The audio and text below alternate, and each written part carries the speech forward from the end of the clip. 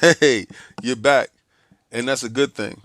What I need you to do is like, follow, and subscribe here at ILP, and then hit the little bell icon up there so you can be notified when new combat talk comes up, or when new flashpoints come out, or when new ILP information runs. That way you can be notified. But in order to get all the great stuff that we have for you guys, you must hit that like button and you must subscribe. See you soon. I'm gonna walk through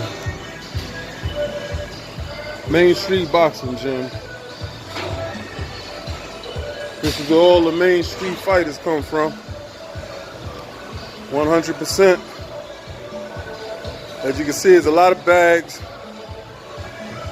Full-size ring for your Olympic training. A lot of champions came in and out of this place to come here and train. Young and old. Every bag imaginable. Speed bag, heavy bag, full body bag, full-size ring. Combat talk with the king. Now, the fight happened. Daniel Cormier defeated Derek Lewis, how we all thought he would. I mean, let's not even try to say we thought that Derek really had a chance. I'm going to go into that whole thing. He defeated him in the second round in red naked choke. Shout out to Lord Cognito, bare naked choke. It's an inside joke for IOP guys. If you follow, and subscribe, make sure that you're watching the ILP podcast on Sundays. It's ridiculous. Okay, so let's get to the crux of the whole fight and why this fight actually happened. Derek Lewis made enough noise to be seen, and he generated ticket sales. Ticket sales got him to the big show. Was he ready for the big show? No. Daniel Cormier took the fight on short notice because Daniel Cormier knew that Derek Lewis was not in his league.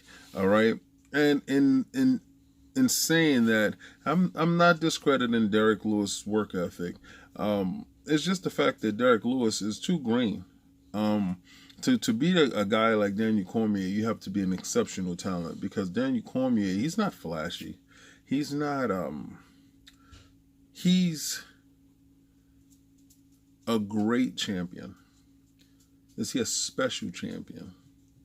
And there's a difference. Let me give you the difference. The difference between a special champion and a great champion. A special champion is the champion who has everything. He has that charisma, that pizzazz, that flash, that je ne sais quoi, that unquantifiable thing, that substance that you see it and you automatically know. Oscar De La Hoya had it, you knew.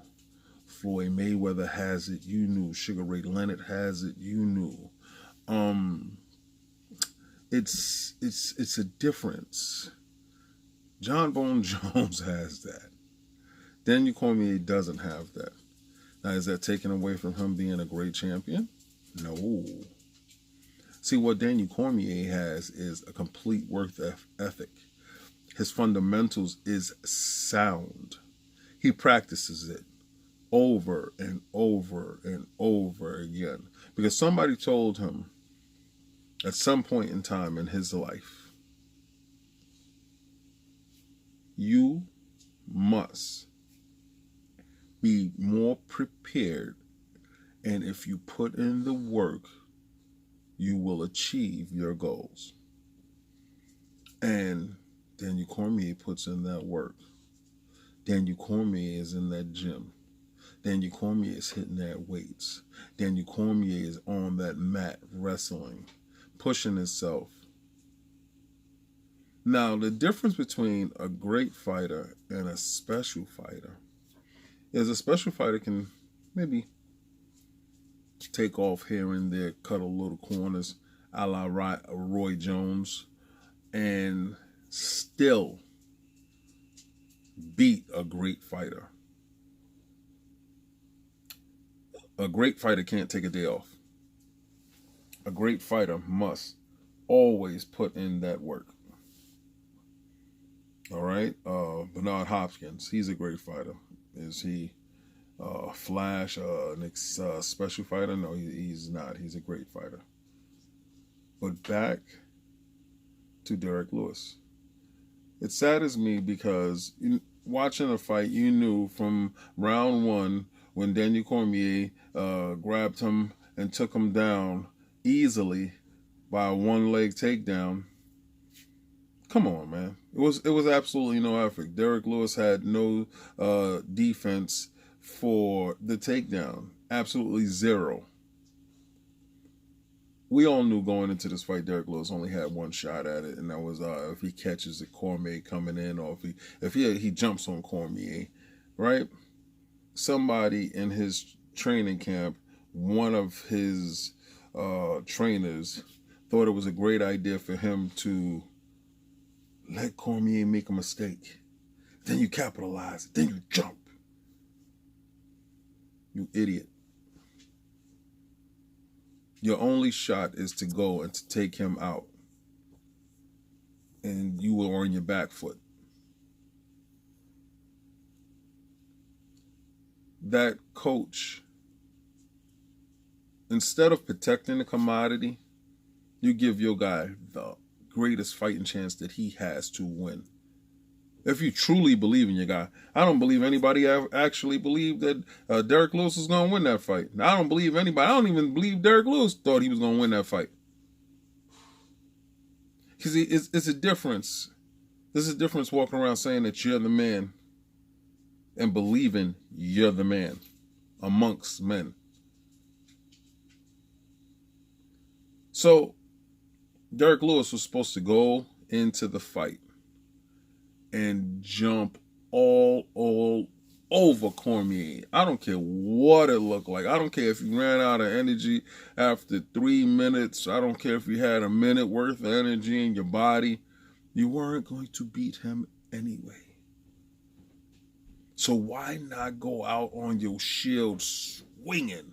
Why not give that crowd the greatest Derek Lewis had to offer? What I saw was someone who knew he was a lamb led to the slaughter, someone who knew that it was just a matter of time. It was a guy with a brick above his head, and he was afraid to move. See, to be great, you have to dare to be great. Only a special talent will beat Daniel Cormier.